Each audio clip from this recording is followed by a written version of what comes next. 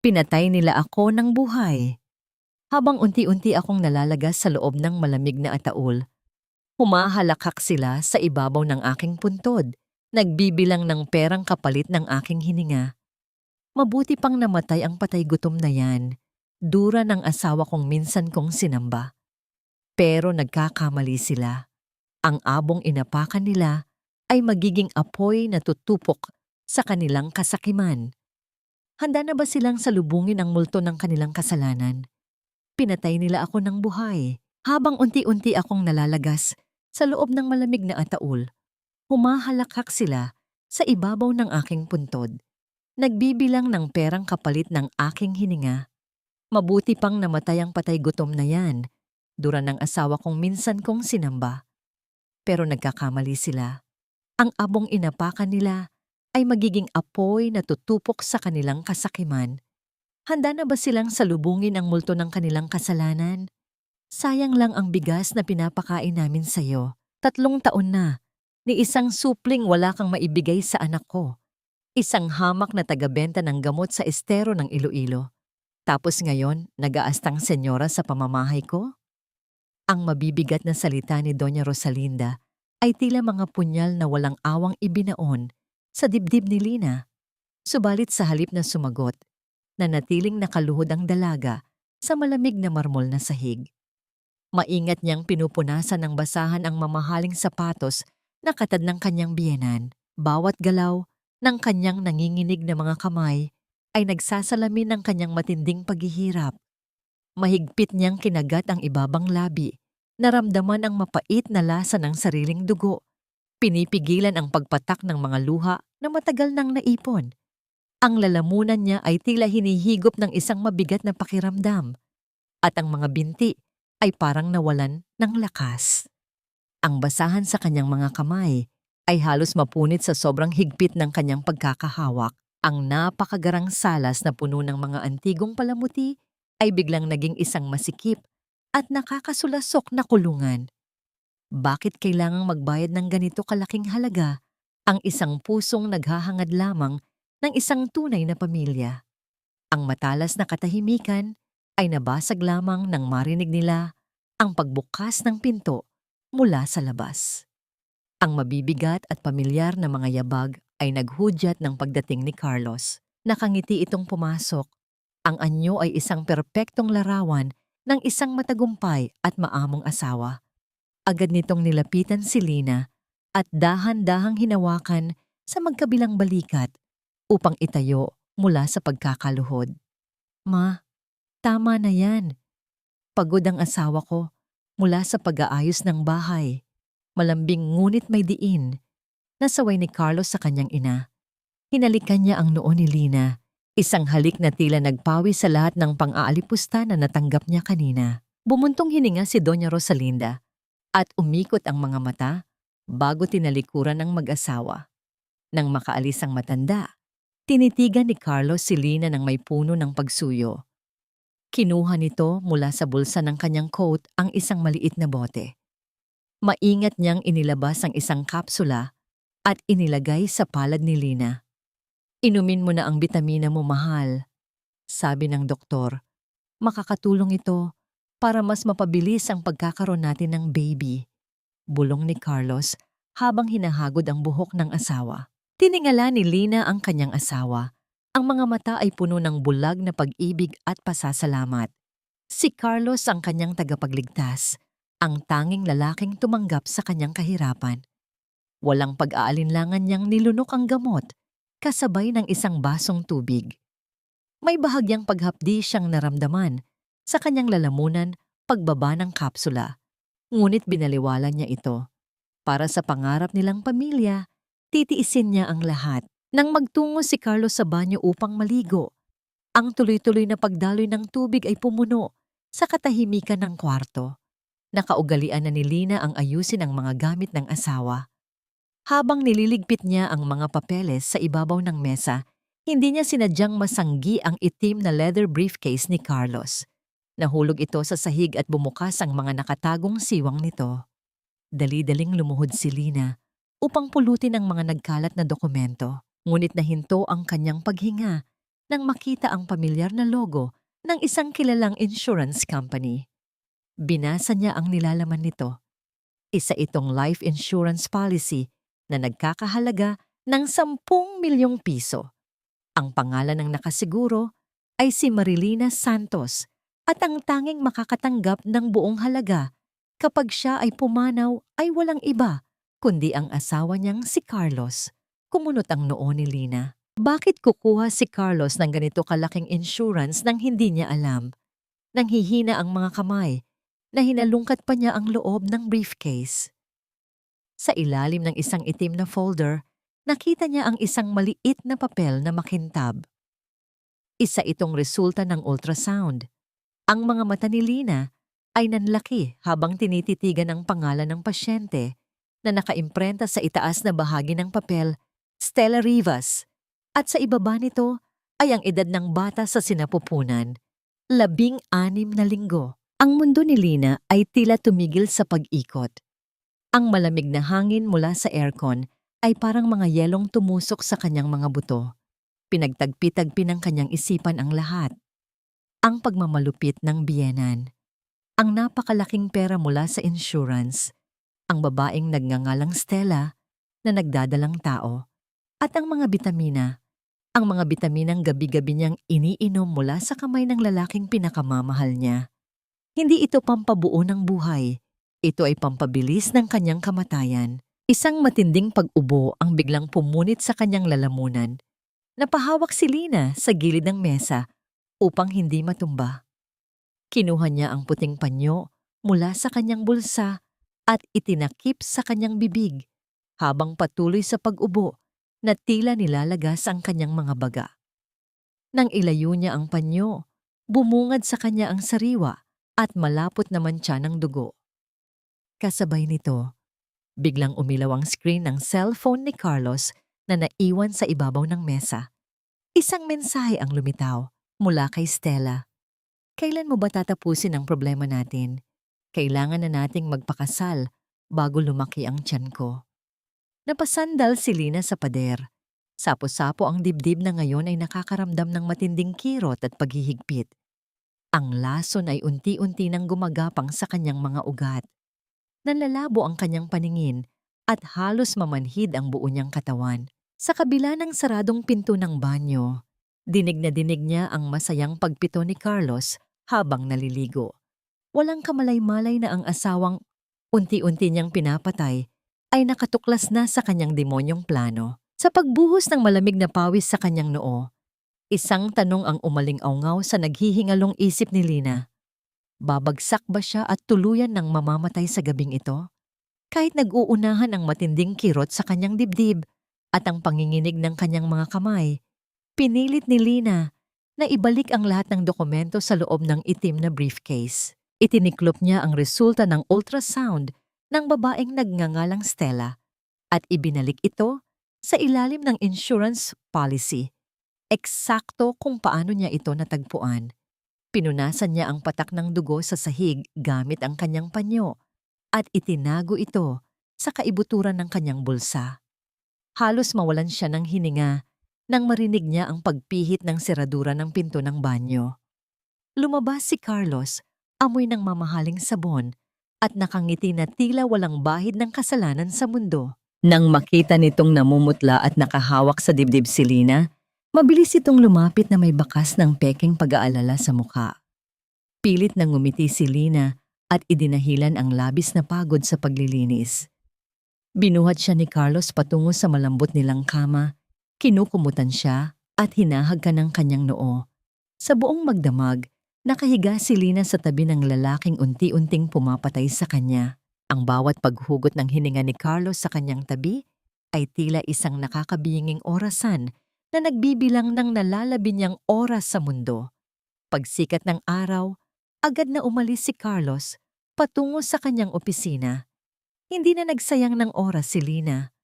Mabilis siyang nag-ayos at nagtungo sa magulo, ngunit pamilyar na kalye ng Iloilo, kung saan nakatayo ang maliit na botika ng kanyang matalik na kaibigang si Criselda. Pagpasok niya, sinalubong siya ng amoy ng mga gamot na nagpaalala sa kanya sa kanyang yumaong ama.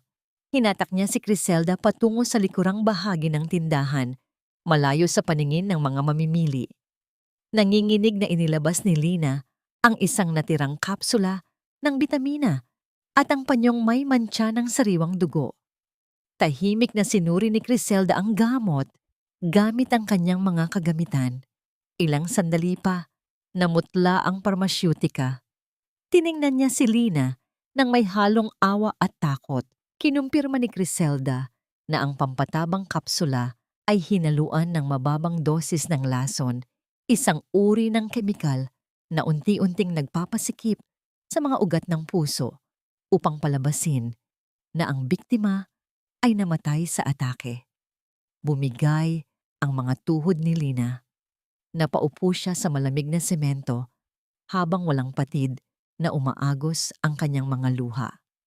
Ang kanyang pag-iyak ay walang tinig, isang panaghoy ng pusong naulila sa pag-asa. Iniugnay niya ang buong buhay niya sa pamilyang yon. Tiniis ang lahat ng pang-aalipusta upang sa huli ay ipagpalit lamang ang kanyang buhay sa 10 milyong piso at sa babaeng kaya siyang bigyan ng anak.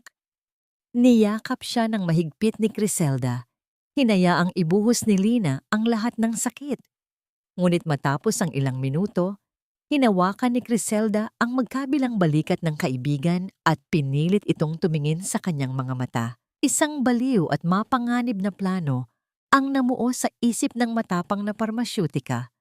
Kung gusto nilang mamatay si Lina, ibibigay nila ang gusto ng mga ito.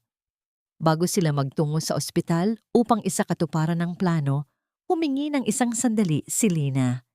Kinuha niya ang kanyang telepono at tinawagan ang numero ng kanyang biyenan. Nang sagutin ito ni Doña Rosalinda, huminga ng malalim si Lina. Sa isang malumanay at tila nagpapaalam na boses, nagpasalamat siya sa lahat ng ibinigay ng matanda sa kanya. Isang pekeng pasasalamat na naglalayong putulin ang tanikalan ng utang na loob na matagal nang sumasakal sa kanyang pagkatao. Narinig niya ang mapanuyang pag-ismid ng matanda bago nito binaba ang tawag. Sa pagkakataong yon, naglaho ang huling patak ng kahinaan sa mga mata ni Lina. Sa isang tagong klinika, kinausap nila si Dr. Mateo, ang pinsan ni Criselda. Ipinaliwanag ng doktor na tuturukan niya si Lina ng isang matapang na gamot na magpapabagal sa tibok ng kanyang puso hanggang sa hindi na ito maramdaman ng mga ordinaryong makina. Ito ay magiging isang artipisyal na atake sa puso. Ipinaalala ng doktor na ang proseso ay magdudulot ng matinding sakit na parang totoong namamatay. Tumango lamang si Lina. Wala na siyang dapat ikatakot dahil pinatay na nila ang kanyang kaluluwa. Pagsapit ng hapon pabalik sa botika, itinurok ng doktor ang gamot. Ilang saglit lang, naramdaman ni Lina ang pagbigat ng kanyang dibdib na tila dinagana ng isang malaking tipak ng bato. Nanlamig ang buo niyang katawan. Ang kanyang paningin ay unti-unting nilamon ng dilim hanggang sa tuluyan siyang bumagsak sa sahig. Ang huli niyang naramdaman ay ang pagkakagulo sa paligid at ang pagbuhat sa kanya patungo sa ambulansya. Sa loob ng ospital, isang perpektong dula ang naganap. Dumating si Carlos na pawis, sumigaw at umiyak ng mapait habang yakap-yakap ang walang buhay na katawan ng asawa. Gumanap siyang isang wasak na lalaki na nawalan ng mundo. Sa labas ng kwarto, habang abala ang lahat, isang estranghero na nakasuot ng itim na sombrero, ang palihim na nag-abot ng isang makapal na brown envelope kay Dr. Mateo matapos nitong pirmahan ang pekeng death certificate bago mabilis na naglaho sa pasilyo. Nang ilipat ang katawan ni Lina sa malamig at madilim na morgue, tumayo si Carlos sa tabi ng bakal na higaan. Tinitigan niya ang maputlang mukha ni Lina kasama ang tauhan ng punerarya. Nang tumalikod ang tauhan upang ayusin ang mga papeles, isang maliit at nakakikilabot na ngiti ng tagumpay ang gumuhit sa mga labi ni Carlos. Tuluyan na siyang malaya at mayaman. Tumalikod ang magaling na asawa at naglakad palabas. Iniiwan ang kanyang biktima sa kawalan. Ngunit sa paglisan ng kanilang mga yabag sa pasilyo, Sa gitna ng nakakapasong lamig ng silid, dahan-dahang gumalaw ang isang daliri ng naghihingalong bangkay. Ang mabigat na pagmulat ng mga mata ni Lina ay sinabayan ng matinding kirot sa kanyang dibdib, na tila may naiwang kalawangin na patalim na nakabaon sa kanyang puso. Bumangon siya sa isang hindi pamilyar na higaan. Ang paligid ay nababalot ng banayad na amoy ng lavender at malinis na mga kumot, isang malaking pagkakaiba sa nakakapasong lamig ng morgue na huli niyang natatandaan bago tuluyang nawalan ng malay. Nasa tabi niya si Criselda, maingat na nagpupunas ng maligamgam na tubig sa kanyang namumutlang noo. Ligtas na siya. Nasa isang lihim na apartment sila na inupahan ni Criselda, ilang kalye lamang ang layo mula sa sariling tahanan ni Lina. Isang kublihan kung saan magsisimula ang kanyang muling pagkabuhay. Walang sinayang na oras ang matapang na parmasyutika. Inalalayan niya si Lina patungo sa isang maliit na mesa kung saan nakapatong ang isang laptop na bukas at naghihintay. Nang lumiwanag ang screen, bumungad kay Lina ang isang pamilyar, ngunit nakapangingilabot na tanawin ang kanyang sariling salas na ngayon ay ginawa ng punerarya. Isang napakaliit na kamera ang matagumpay na naitago ni Criselda sa gitna ng pinakamalaking korona ng mga puting bulaklak na nakatayo malapit sa ataul. Ang ataul ay may malabong salamin at isinara ng tuluyan. Idinahila ni Dr. Mateo sa pamilya na may nakakahawang komplikasyon ang naging sanhi ng kanyang biglaang pag-atake sa puso. Sa loob nito ay isang malamig na manikin na binihisan ng kanyang pinakamagandang formal na damit. Nagsimula na ang unang gabi ng lamay. Mula sa monitor, kitang-kita ni Lina ang pagdagsa ng mga kapitbahay na nag-uunahan sa pagtingin sa kanyang sarado at malungkot na kahon. Nakasuot ng itim na bestida at belo si Doña Rosalinda. Walang patid ang paghikbi habang nakahawak sa kanyang dibdib. Umiiyak ang matanda na parang namatayan ng kaisa-isang hiya sa buhay. Umaani ng awa mula sa mga bisitang walang kaalam-alam sa katotohanan. Rinig na rinig ni Lina ang mga bulungan ng mga usyoserang kapitbahay. Pinag-uusapan ng kanyang malungkot na kinahinatnan dahil sa kawalan ng anak at kung gaano kabait ang kanyang biyanan na pinaghandaan pa siya ng marangyang burol sa kabila ng kanyang pagiging hamak na tagabenta ng gamot. Gustong masuka ni Lina habang nakikinig. Ang bawat patak ng luha ng kanyang biyanan ay tila isang nakalalasong patak ng kasinungalingan. Nang lumalim na ang gabi at unti-unti nang nag-uwian ang mga nakikiramay, nagbago ang ihip ng hangin sa loob ng bahay. Kasabay ng pagpapasara ng pinto sa huling bisita na umalis, biglang huminto ang pag-iyak ni Doña Rosalinda. Kumuha ito ng panyo mula sa kanyang bag at walang pangingiming pinunasan ang kanyang tuyong mga pisngi. Ang maamong mukha nito kanina ay mabilis na napalitan ng inis at pagkabagot habang inaayos ang pagkakaupo sa mamahaling sofa. Ngunit ang nagpaapoy ng tuluyan sa natutulog na puot sa bituka ni Lina ay ang sumunod na ginawa ng matanda. Tumingin muna si Doña Rosalinda sa paligid upang siguraduhing nag-iisa na lamang siya sa salas. Dahan-dahan itong lumapit sa ataul at walang pakialam sa ibinili ng doktor tungkol sa peking impeksyon. Buong lakas na hinawi pabukas ang salamin nito. Ipinasok ng matanda ang kanyang makasalanang kamay at sa pilitang hinablot ang lumang gintong kwintas na isinuot ni Criselda sa leeg ng manikin bago ito isara. Ito ang nag-iisang pamana ng yumaong ina ni Lina. Ang tanging natitirang alaala ng kanyang tunay na pamilya bago siya napadpad sa impyernong pamamahay na yon. Walang kagatol-gatol itong ibinulsa ng matanda, isang tahasang pagnanakaw sa sarili nitong mamamanugangin na inaakala nitong malamig na bangkay na. Mahigpit na napahawak si Lina sa baso ng maligamgam na tubig na inabot sa kanya ni Criselda kanina.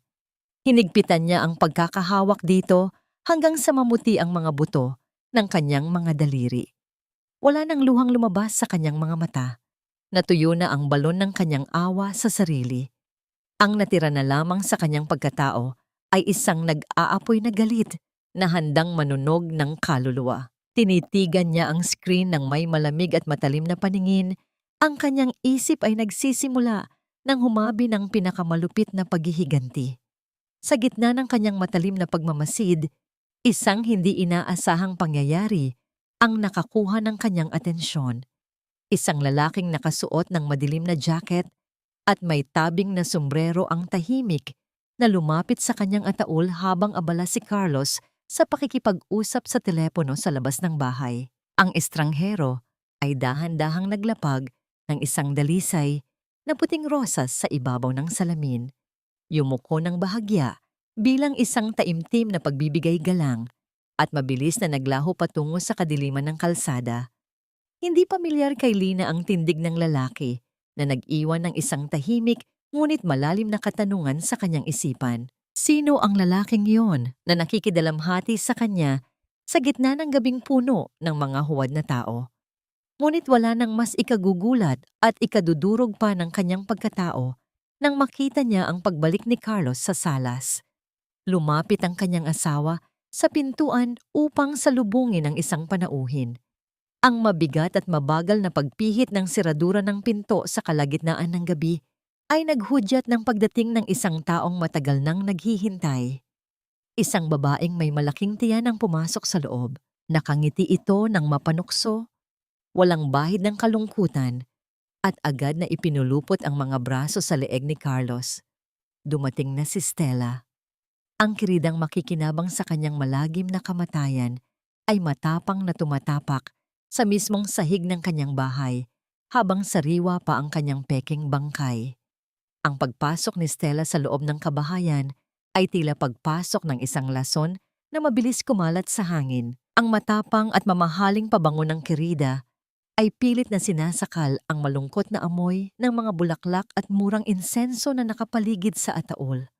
Walang anumang bakas ng pagluluksa o paggalang sa kanyang mukha.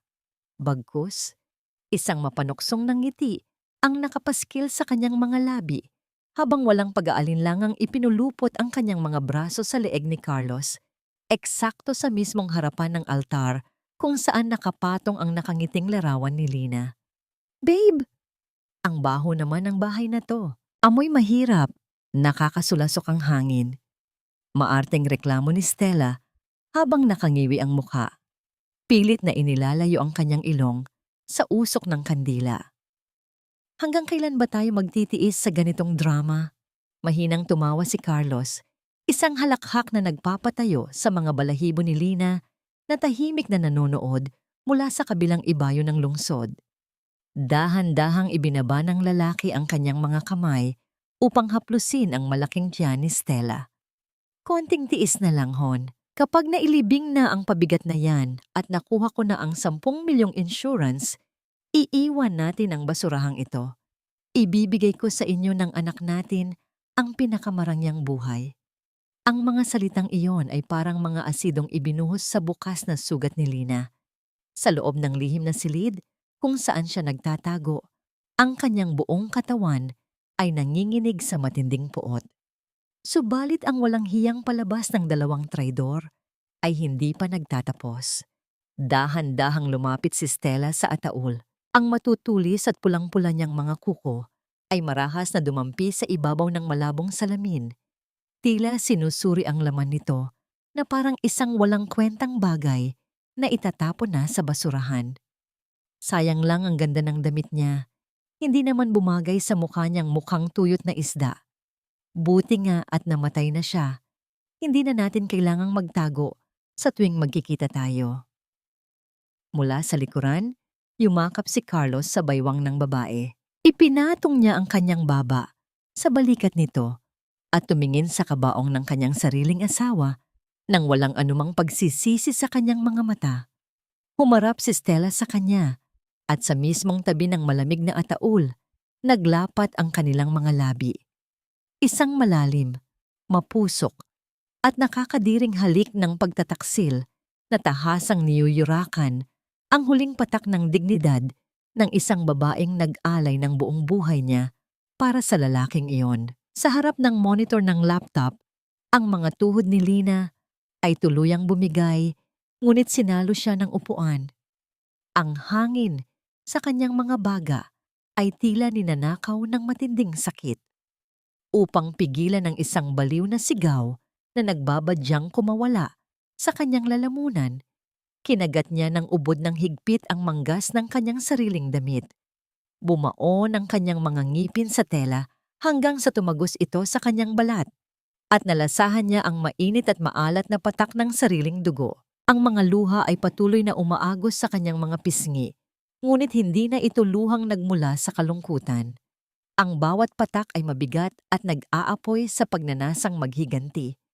Ang ginang na nagmahal ng bulag ay tuluyan ng namatay. Ang ipinanganak mula sa gabing iyon ay isang halimaw na uhaw sa hustisya. Agad na lumapit si Criselda. Mahigpit na niyakap ang kaibigan mula sa likuran. Walang salitang lumabas sa bibig ng parmasyutika. Tanging ang init ng kanyang yakap ang nagbigay ng lakas kay Lina. Mabilis na inabot ni Criselda ang mouse ng computer at siniguradong na itatala ng programa ang bawat galaw, bawat salita, at bawat kasuklam-suklam na halik ng dalawang kriminal. Ang lahat ng ito ay magiging mga bala na dudurog sa kanilang kinabukasan. Dahan-dahang inalis ni Lina ang pagkakakagat sa kanyang braso. Pinunasan niya ang dugo sa kanyang labi gamit ang likod ng kanyang palad. Habang ang dalawang traidor sa screen ay patuloy sa kanilang kawalang hiyaan, tahimik na binuksan ni Lina ang kanyang maliit na bag. Kinuha niya ang isang lumang tubo ng lipstick na may madilim na kulay pula. Humarap siya sa maliit na salamin sa ibabaw ng mesa at sa kabila ng nanginginig na mga kamay, maingat at mariin niyang ipinahid ang mapulang kulay sa kanyang mga labi. Ang dating maputla at kaawa-awang asawa ay nag-ibang anyo.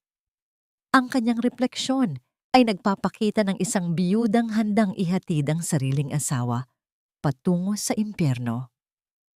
Bago tuluyang nagpaalam si Stella upang umalis sa punerarya, napansin ni Lina ang isang kakaibang galaw mula kay Carlos. Pasimpleng dumukot ang lalaki sa kanyang bulsa at mabilis na isinilid ang isang maliit na tansong susi sa loob ng bag ng kanyang kirida. Tumingin si Carlos sa paligid at bumulong ng may diin sa tainga ni Stella.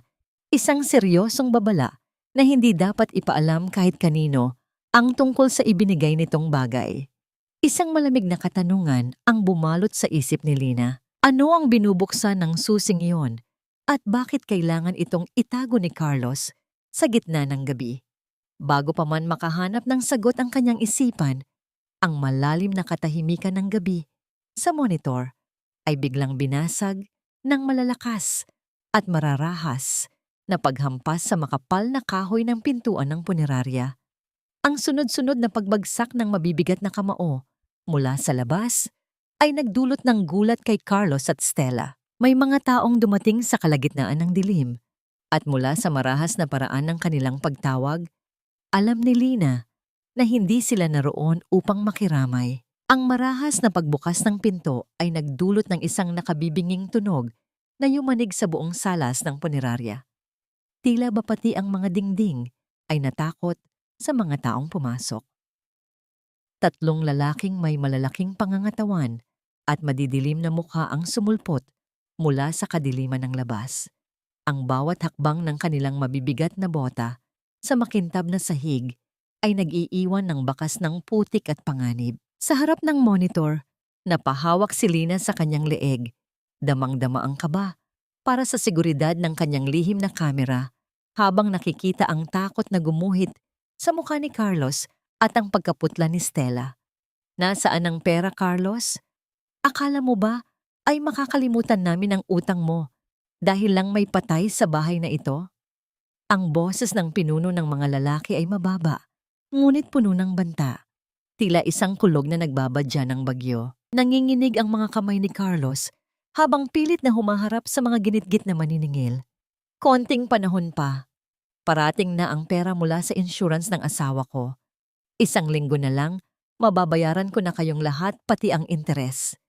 Ngunit hindi sapat ang mga pangako para sa mga lalaking uhaw sa kabayaran. Nagsimulang maghahasik ng kaguluhan ang dalawa sa mga kasamahan nito. Itinumba nila ang isang hanay ng mga silyang nakahanda para sa mga bisita na lumikha ng isang magulong ingay sa gitna ng dapat sana ay sagradong katahimikan ng lamay. Ang mga bulaklak sa paligid ng ataol ay nayurakan at ang mga kandila ay halos mamatay sa hangin ng kanilang marahas na paggalaw. Sa puntong ito, lumabas si Doña Rosalinda mula sa kusina. Bakas ang gulantang sa kanyang mukha, ngunit mabilis ding napalitan ng isang mapanganib na desisyon. Tumigil kayo. Huwag ninyong babuin ng pamamahay ko. Sigaw ng matanda habang mabilis na naglakad patungo sa isang maliit na cabinet sa sulok ng kwarto. Mula sa loob ng isang nakatagong vault, inilabas niya ang isang luma at kupas na asul na folder. Heto, kunin ninyo ito bilang garantiya. Ito ang titulo ng lupa at ng botika na pagmamay-ari ng pamilya ni Lina. Sapat na ang halaga niyan para sa lahat ng atraso ng anak ko.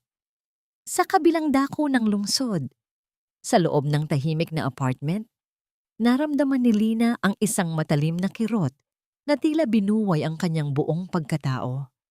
Ang titulong hawak ng kanyang biyenan ay hindi lamang piraso ng papel. Iyon ang huling bakas ng pawis, dugo at pagmamahal ng kanyang yumaong ama. Ang Sulpicio Pharmacy ay ang tanging buhay na alaala ng kanyang kabataan sa Iloilo.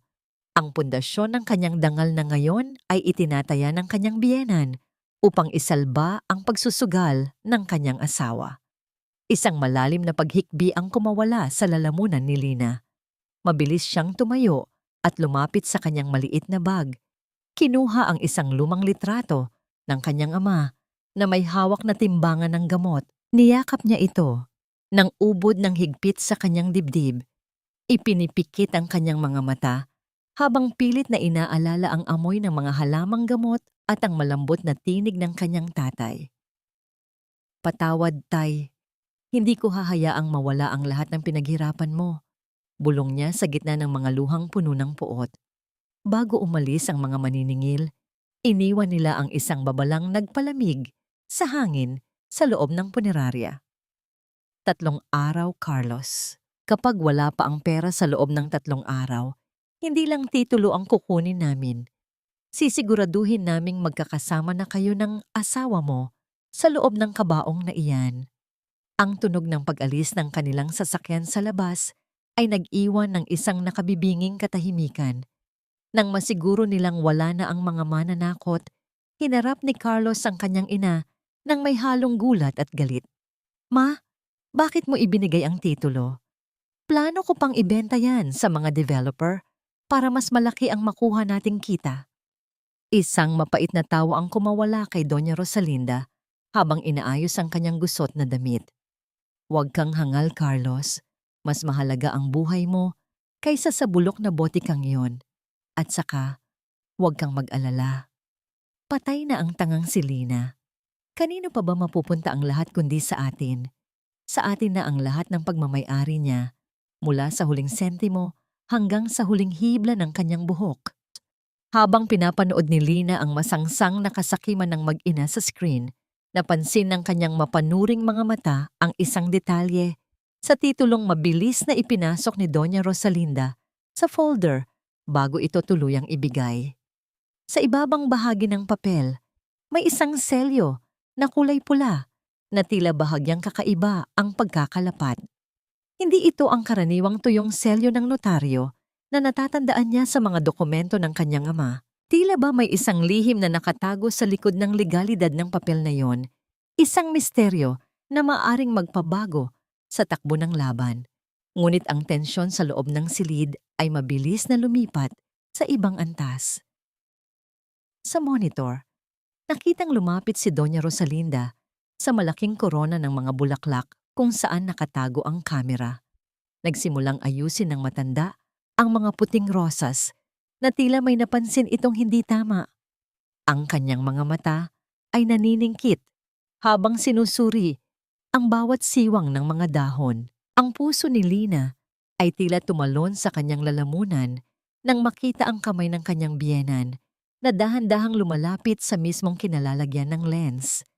Sa gitna ng madilim na kumpol ng mga bulaklak, isang napakaliit na pulang ilaw mula sa kamera ang nagsimulang kumislap-kislap dahil sa mahinang signal. Ang mukha ni Doña Rosalinda ay lumapit ng lumapit hanggang sa halos mapuno na ng kanyang nanlilisik na mata ang buong monitor. Ang kanyang mga daliri ay handa ng humablot sa kung anuman ang nakatago sa loob ng mga rosas. Sa silid, kung saan nagtatago si Lina, ang bawat segundo ay tila isang dambuhalang bigat na dumadagan sa kanyang paghinga. Nakadikit ang kanyang mga mata sa monitor. Pinapanood ang dahan-dahang paglapit ng mga daliri ni Doña Rosalinda sa kinalalagyan ng munting kamera. Ang kulubot na balat ng matanda at ang nanlilisik nitong paningin ay halos lumabas na sa screen. Tila isang halimaw na handang lamunin ang huling pag-asa ng biktima. Nararamdaman ni Lina ang malamig na pawis na namumuo sa kanyang noo at ang kanyang puso ay pumipintig ng mabilis, tila isang ibong nagpupumiglas sa loob ng isang masikip na hawla. Eksakto bago pa man mahawakan ng matanda ang mga talulot ng rosas, isang malakas na tunog ng nababasag na seramika ang umalingaw-ngaw sa buong salas ng punerarya. Ang malaking florera na nasa kabilang panig ng kabaong ay bumagsak sa sahig. Nagkadurog-durog sa libo-libong piraso sa ibabaw ng malamig na marmol. Mabilis na napalingon si Doña Rosalinda. Ang kanyang atensyon ay agad na nahatak ng kaguluhan. Mula sa likuran, nakita ni Lina sa screen si Criselda na naroon sa lamay at nagkukunwaring labis na nagdadalamhati. Sadya nitong natabig ang florera gamit ang gilid ng kanyang itim na abaniko. Naku, patawad po. Napakahilo ko na po dahil sa puyat at iyak. Hinging paumanhin ni Criselda habang sapo-sapo ang kanyang ulo, umaarteng tila hihimatayin. Dahil sa pagkabahala sa kanyang mamahaling gamit at sa dumi sa sahig, tuluyan ng tinalikuran ng matanda ang korona ng mga bulaklak upang pagalitan ang mga katulong at asikasuhin ng kalat. Ngayon na, Criselda, ituloy mo ang plano, bulong ni Lina sa maliit na mikropono. Ang kanyang tinig ay gumaralgal dahil sa tensyon. Habang abala ang lahat sa paglilinis ng basag na florera, mabilis na kumilos si Criselda. Gamit ang kanyang kaalaman, sa pasikot-sikot ng bahay, palihim siyang umakyat sa ikalawang palapag. Ang bawat hakbang niya sa kahoy na hagdanan ay tila isang serye ng maliliit na banta sa katahimikan ng gabi. Narating niya ang pintuan ng opisina ni Carlos. Ang tunog ng pagpihit ng seradura ay tila isang malakas na putok sa pandinig ng nagmamasid na si Lina. Nasa ilalim ng mesa, sa kaliwang bahagi, may nakatagong maliit na drawer doon. Turo ni Lina habang tinitingnan ang isa pang anggulo ng kamera na dati na nilang naikabit. Mabilis na nahanap ni Criselda ang bote ng mga vitamins na naglalaman ng nakamamatay na Thachtin. Isinilid niya ito sa loob ng kanyang bag sama ang pangalawang cellphone ni Carlos na naiwan sa ibabaw ng mesa. Ngunit bago pa man siya makalabas, ang mabigat at pamilyar na tunog ng mga yabag ng sapatos ay narinig mula sa pasilyo. Si Carlos ay paakyat na ng hagdan. Criselda, tago, parating na siya. Halos mapasigaw si Lina sa takot. Mabilis na sumisid si Criselda sa likod ng mabigat at makapal na pelus na kurtina ng bintana. Ang tunog ng pagbukas ng pinto ay pumuno sa silid. Pumasok si Carlos. Ang kanyang mukha ay madilim at pagod. Maririnig ang malalim niyang paghinga habang lumalapit sa mesa. Tumigil ang lalaki, tila may hinahanap. Ang distansya sa pagitan niya at ng nakatagong si Criselda ay ilang pulgada na lamang. Ang hangin sa loob ng opisina ay tila naging kuryente sa tindi ng tensyon. Kumuha lamang si Carlos ng isang pakete ng sigarilyo at muling lumabas ng silid nang hindi napapansin ang kaibigan. Nang marinig ang muling pagsara ng pinto, napasandal si Criselda sa pader. Ang kanyang dibdib ay nagbabagsakan sa tindi ng kaba. Ngunit bago siya lumisan, napansin niya ang isang puting folder na bahagyang nakasilip sa ilalim ng isang tumpok ng mga lumang dokumento sa pinakailalim na drawer na bukas. Dahil sa kuryosidad, binuksan niya ito. Ito ay isang medical record mula sa isang pribadong ospital 5 taon na ang nakalilipas. Ang pangalan sa itaas ay Carlos Sebastian, ngunit ang nakasulat na resulta ng pagsusuri ay nagpadilat sa mga mata ni Criselda. Azoospermia, infertility.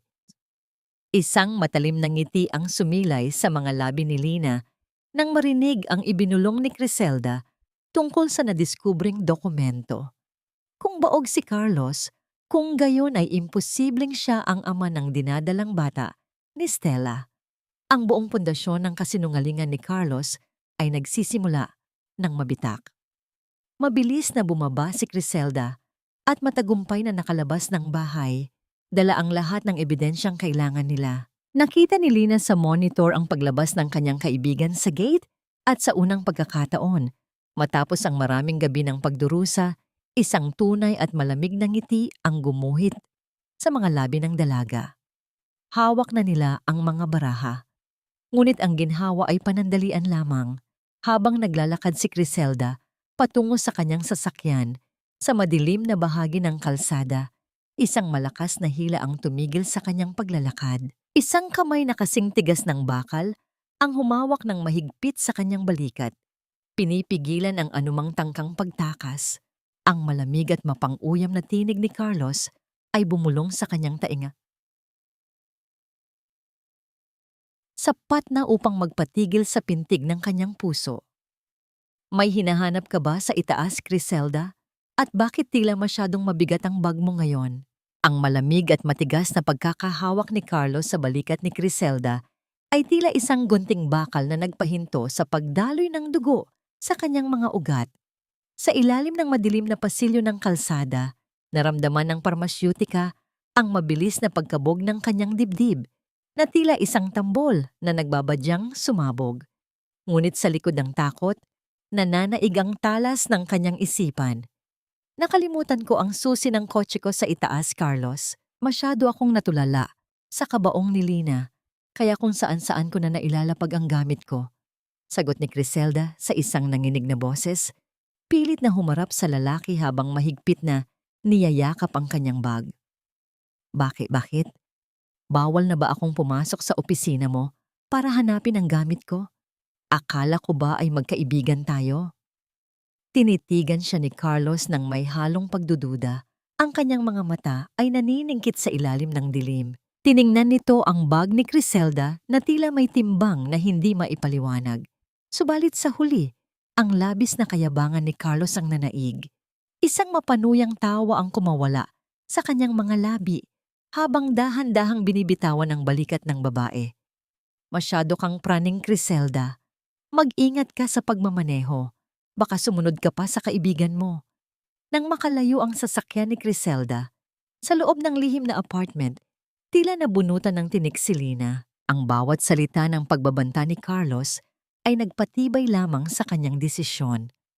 Nang ilapag ni Criselda ang botelya ng lason at ang medical record sa mesa, ang paligid ay nabalot ng isang nakabibinging katahimikan. Binasa ni Lina ang resulta ng pagsusuri ni Carlos, azoospermia. Isang malamig at mapait na halakhak ang kumawala sa kanyang mga labi. Isang tawa na walang halong saya, kundi purong pangungutya. Baog siya. 3 taon niyang isinumbat sa akin ang kawalan ng anak. 3 taon niyang pinaramdam na wala akong kwentang babae dahil hindi ko siya mabigyan ng supling. Pero siya pala itong may depekto. Isang patak ng luha ang bumagsak sa papel, ngunit agad din itong natuyo sa tindi ng init ng kanyang galit. Ang anak na dinadala ni Stella ay hindi kay Carlos. Ang dalawang traidor ay niloloko rin ang isa't isa. Isang maruming laro ng kasinungalingan kung saan walang sinuman ang tunay na nagwagi. Kinabukasan ang huling araw bago ang paglilibing, ang punerarya ay nabalot ng mas matinding pag-aarte. Dumating si Ginoong Almeda, ang kinatawan mula sa insurance company. Ang tunog ng paglapag ng kanyang leather na bag sa mesa ay naghudyat ng katapusan ng paghihintay ni Carlos.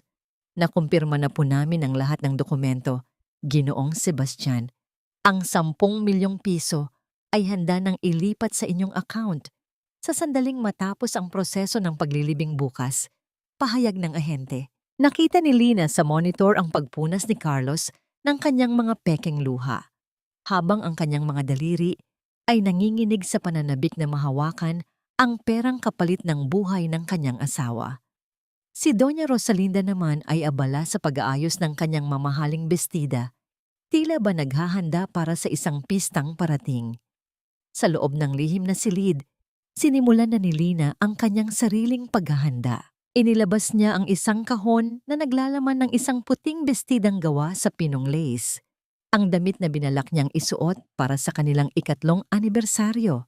Isinuot niya ito ng may buong pag-iingat. Tila ba isa itong baluti para sa nalalapit na digmaan. Sa bawat butones na kanyang isinasara, nararamdaman niya ang paglayo ng kanyang dating sarili. Ang mahina at martir na si Lina. Ang kanyang refleksyon sa salamin ay hindi na nagpapakita ng isang biktima, kundi ng isang hukom na handang magbigay ng hatol. Isang maikling tunog mula sa kanyang telepono ang pumutol sa kanyang pag-iisip. Isang mensahe mula sa isang hindi kilalang numero, ngunit alam ni Lina kung kanino ito galing. Handa na. Ang 2 salitang yon mula sa kakampi nilang pulis ay nagbigay ng huling piraso ng lakas na kailangan niya. Pagsapit ng madaling araw, ang pinakamahirap na bahagi ng plano ay isinagawa sa ilalim ng takip ng dilim. Sa tulong ni Dr. Mateo at ng ilang pinagkakatiwalaang tauhan sa sementeryo, ang katawan ng manikin ay nanatili sa loob, ngunit ang ilalim ng kabaong ay dinagdagan ng mga mabibigat na tipak ng semento upang siguraduhing ang timbang nito ay katulad ng sa isang tunay na tao. Ang tunog ng marahas na pagpalo ng martilyo sa mga pako ay umaling-awngaw sa tahimik na salas ng punerarya. Bawat bagsak ng bakal sa kahoy ay tila isang kuko na ibinabaon sa kinabukasan ni na Carlos at Doña Rosalinda. Paalam, pabigat. Bulong ni Carlos habang hinahaplos ang gilid ng ataul bago ito tuluyang isakay sa karosa. Ang kanyang tinig ay puno ng kasuklam-suklam na ginhawa. Walang kamalay-malay na ang tunay na bigat na dadagan sa kanyang buhay ay hindi ang asawang inaakala niyang patay, kundi ang katotohanang buhay ito at parating na upang bawiin ang lahat. Ang araw ay dahan-dahang sumisikat sa langit ng Iloilo, nagbibigay ng isang mapulang kulay na tila dugo sa mga ulap. Habang ang mahabang linya ng mga sasakyan ay nagsisimulang gumalaw patungo sa sementeryo, si Lina ay nakaupo sa loob ng isang itim na sasakyan. Ang kanyang muka ay nababalot ng isang itim na belo, at ang kanyang mga kamay ay mahigpit na nakakapit sa isang folder na naglalaman ng lahat ng ebidensya ng kanilang pagkakasala. Ang bawat pag-ikot ng gulong ay isang hakbang patungo sa kanilang huling paghuhukom. Ang simoy ng hangin sa sementeryo ay tila lalong bumigat, tila ba maging ang kalikasan ay nakikiramay sa darating na malagim na katotohanan. Ang mga mamahaling koronang bulaklak na nakapaligid sa hukay ay nagsisimulang malanta sa tindi ng sikat ng araw. Isang refleksyon ng mabilis na pagkabulok ng moralidad ng mga taong nagtipon-tipon doon. Si Carlos, na nakasuot ng isang mamahaling itim na suit, ay nakatayo sa harap ng malalim na hukay. Sa tabi niya, ang kanyang ina na si Doña Rosalinda ay tila isang reyna sa gitna ng mga nagluluksa. Bagaman sa likod ng kanyang belo, ang mga mata nito ay nananabik na sa pagtatapos ng buong palabas. Naroon din si Stella, nakasuot ng isang simpleng bestidang itim na lalong nagpapalitaw sa kanyang pagdadalang tao. Tumingin si Stella kay Carlos at ngumiti ng palihim, isang ngiting nagpapahiwatig na sa sandaling mailibing na ang pabigat. Wala na silang hadlang sa kanilang kasamaan. Sa kabilang panig, nakatago sa likod ng isang malaking puno ng banyan ang isang itim na van. Sa loob nito, nakaupo si Lina. Ang kanyang mukha ay nababalot ng isang makapal na belo, ngunit sa likod nito, ang kanyang mga mata ay nananatiling matalim at mapagmatyag. Sa kanyang mga kandungan, Hawak-hawak niya ang isang maliit na tablet na konektado sa malaking screen na nakapwesto sa isang sulok ng sementeryo. Isang proyektong inihanda ni Criselda at ni Dr. Mateo sa loob ng maraming araw na walang tulog. Handa na ba? Bulong ni Criselda sa tabi niya. Ang boses ay puno ng tensyon, ngunit may halong pananabik. Tumango si Lina. Ang bawat galaw niya ay may dalang isang kakaibang awtoridad. Hindi na siya ang babaeng nagmamakaawa sa sahig ng kanilang bahay. Siya ay ang hukom ng sarili niyang kapalaran. Ngayon na ang panahon, ipakita mo sa kanila kung sino ang tunay na may-ari ng buhay na sinusubukan nilang nakawin. Sa harap ng hukay, kinuha ni Carlos ang mikropono. Ang mga bisita ay nagsimulang magsipaglapit, naghihintay ng huling pamamaalam. Ang aking asawang si Lina ay isang anghel na dumaan lamang sa ating buhay. Panimula ni Carlos, ang kanyang boses ay nanginginig sa isang pekeng emosyon na halos mapaniwala ang lahat. Kahit wala kaming anak, siya ang naging sandigan ko sa lahat ng pagsubok. Ngayon, ililibing na natin siya, ngunit ang kanyang alaala ay mananatili sa aking puso, magpakailanman. Isang nakakabinging katahimikan ang bumalot sa buong sementeryo. Ang lahat ay nakatingin sa kabaong. Ang ilan ay humahagulgol na sa sobrang galing ng pagganap ni Carlos. Hinawakan ni Carlos ang pindutan ng remote control para sa projector na nakakonekta sa malaking screen na nakatayo sa harap ng maraming tao. Bago natin siya ilagay sa huling hantungan, nais kong ipakita ang isang maikling video bilang pagpupugay sa kanyang kabutihan. Pindot. Sa halip na ang malungkot na awit at mga larawan ng magandang alaala ni Lina, ang screen ay biglang naglabas ng isang matinis na tunog ng static. Pagkatapos, ang mga mata ng lahat ay nanlaki sa gulat. Sa gitna ng screen, lumitaw ang malinaw na imahe ng isang silid. Ang salas ng tahanan ni Carlos. Doon, sa gitna ng gabi ng lamay, nakita ng lahat si Stella at si Carlos na naghahalikan ng buong pasyon habang ang ataol ni Lina ay nasa tabi lamang nila. Puta! Anong nangyayari? Sigaw ni Carlos habang pilit na pinipindot ang remote, ngunit wala itong epekto. Ang system ay nakalak sa ilalim ng kontrol ni Criselda. Ang mga tao ay nagsimulang magbulungan. Ang mga mukha ng mga bisita ay napalitan ng pagkagulat at pagkadiri. Ang anghel na inilarawan ni Carlos ay tila nagising at bumawi mula sa kabilang buhay. Sumunod na lumitaw sa screen ang pag-uusap nila tungkol sa insurance money. Sana ay mamatay na agad ang asawa ko para makuha na natin ang 10 milyon. Ang malinaw na boses ni Carlos ay umalingaw-ngaw sa buong sementeryo. Hindi pa doon nagtapos ang lahat.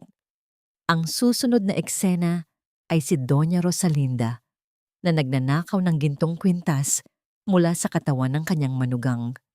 Ang bawat detalye ng kanilang kasamaan, ang bawat salitang binitawan nilang puno ng paghamak ay parang isang pelikulang nagpapakita ng kanilang tunay na pagkatao. Ang mga tao ay nagsimulang maghagis ng mga talulot ng bulaklak at dumi patungo sa direksyon ni Carlos at Doña Rosalinda.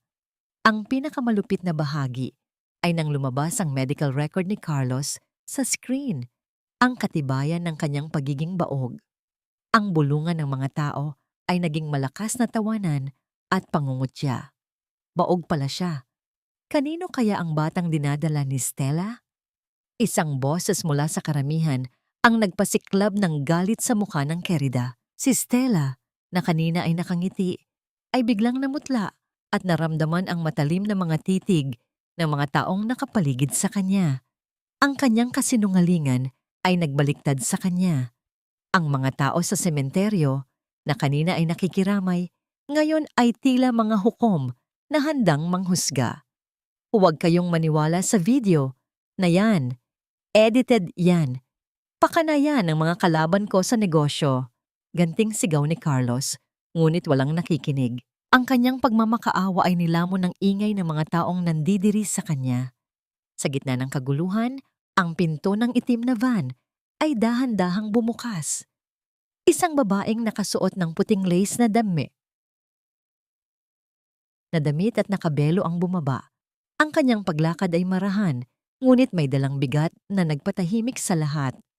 Ang bawat hakbang niya ay tila isang martilyong tumutunog sa bawat puso ng mga taong nakatingin sa kanya. Paghinto niya sa harap ng hukay, dahan-dahan niyang inalis ang kanyang belo. Ang lahat ay napasinghap. Ang mga mata ni Carlos ay nanlaki ng kasing-laki ng platito. Ang kanyang labi ay nanginginig at hindi makapagsalita. Ang babaeng inakala nilang ililibing na sa loob ng ilang sandali ay nakatayo sa harap nila, buhay na buhay, at may dalang isang hustisyang hindi nila mapipigilan.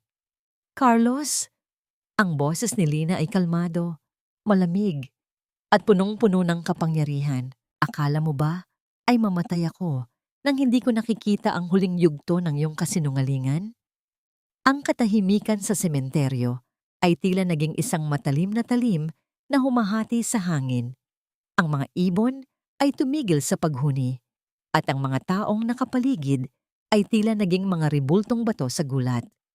Ang mukha ni Carlos ay naging kasing puti ng papel, habang si Doña Rosalinda naman ay dahan-dahang napaupo sa lupa.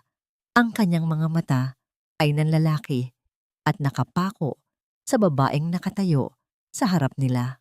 Si Stella sa kabilang banda ay nanginginig ng husto habang pinipilit na itago ang kanyang malaking tiyan sa likod ng kanyang mga kamay. Ang kanyang mukha ay puno ng takot at pagtatangkang tumakas. Paano? Paano ka buhay? Ang boses ni Carlos ay isang bulong na halos hindi marinig. Puno ng pagkabigla at matinding takot. Tumingin siya sa ataul na nasa gilid lamang. Ang kabaong na ang laman ay mga tipak ng semento at manekin na tila ngayon ay isang malaking biro sa harap ng tunay na Lina. Dahan-dahang naglakad si Lina papalapit sa kanila. Ang bawat hakbang niya ay may dalang bigat ng isang hustisyang matagal na hinintay. Hindi siya tumigil hanggang sa nasa harap na siya mismo ni Carlos. Ramdam niya ang init ng katawan nito, ang kaba ng lalaking ang tanging ginamit na sandata laban sa kanya ay ang kanyang sariling pagmamahal.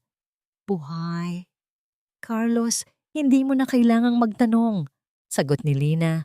Ang kanyang boses ay kalmado, ngunit may talim na tila kayang humiwa sa balat. Dahil ang babaeng minahal mo, ang babaeng pinakain mo ng lason gabi-gabi, ang babaeng itinuring mong gintong itlog na dapat ilibing para makuha mo ang iyong yaman. Ang babaeng iyon ay namatay na sa araw na natuklasan ko ang lahat ng iyong kasinungalingan. Hindi na nakatiis si Doña Rosalinda. Mula sa pagkakaluhod, mabilis itong sumugod patungo kay Lina. Ang kanyang mga kuko ay handang sumugod sa mukha ng manugang.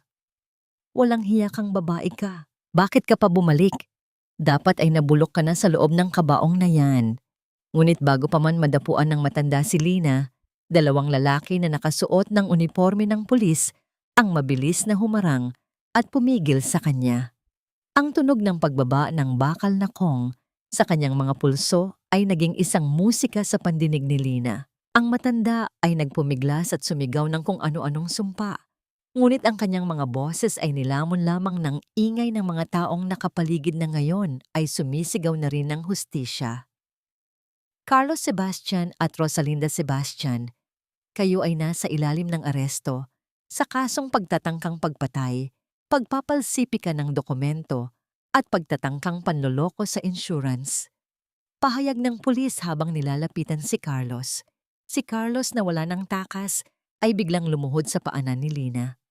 Lina, mahal ko, patawarin mo ako. Nagkamali ako dahil lang sa utang, dahil lang sa pera. Huwag mo akong ipakulong, Lina. Tayo pa rin, di ba? Mahal kita, Lina. Ang pagmamakaawa ni Carlos ay nakakasuka. Isang pagbabalat kayo na sa pagkakataong ito ay wala nang maniniwala. Tinignan siya ni Lina nang may halong awa. Ngunit hindi na ito ang awang nagmumula sa pagmamahal. Ito ay awa para sa isang lalaking nawalan ng dangal at nagbenta ng kanyang kaluluwa sa kasakiman. Yumuko si Lina at dahan-dahang hinawakan ng baba ni Carlos. Pinilit itong tumingin sa kanyang mga mata. Mahal mo ako. Carlos, hindi mo alam kung paano magmahal. Ang tanging alam mo ay kung paano gumamit, kung paano manira, at kung paano pumatay ng puso. Itinulak niya ang ulo ng lalaki palayo. Ang pagmamahal ko sa iyo ay namatay kasabay ng pag-inom ko ng lason. At ang tanging natira ay ang babaeng sisiguro na ang bawat pagkakamali mo ay may kaukulang parusa. Paglingon ni Lina, napansin niya si Stella na pilit na gumagapang palayo sa gitna ng mga tao. At ikaw, Stella? Tawag ni Lina. Ang babae ay napahinto. Ang kanyang balikat ay yumanig sa takot. Ang batang iyan sa tiyan mo, huwag mong asahang magiging tiket mo iyan para sa isang marangyang buhay. Dahil ang ama ng batang iyan ay hindi ang lalaking nakapiring sa harap mo ngayon. Ang pagiging baog ni Carlos ay isang katotohanang hindi mo maitatago sa korte. Ang lahat ng tao sa sementeryo ay napasinghap. Ang mga bulong-bulungan ay naging malakas na pagtatawanan at pangungutya sa direksyon ni Stella. Ang kanyang mukha ay naging kasing puti ng labahan. Ang kanyang mga mata ay nanlalaki sa kahihiyan. Hindi siya nakapagsalita. Ang tanging ginawa niya ay umiyak at magmukhang isang taong walang takas sa katotohanan. Habang kinakaladkad ang mag-ina patungo sa sasakyan ng pulis, ang mga tao ay nagsimulang maghagis ng mga talulot ng bulaklak sa kanilang direksyon. Ngunit sa pagkakataong ito, hindi na ito bilang paggalang, kundi bilang isang huling pangungutya sa kanilang kasamaan. Ang sementeryo, na kanina ay punong-puno ng pagpapakitang tao, ay naging entablado ng katotohanan. Nanatili si Lina sa harap ng kanyang sariling hukay. Inabot ni Criselda ang kanyang kamay.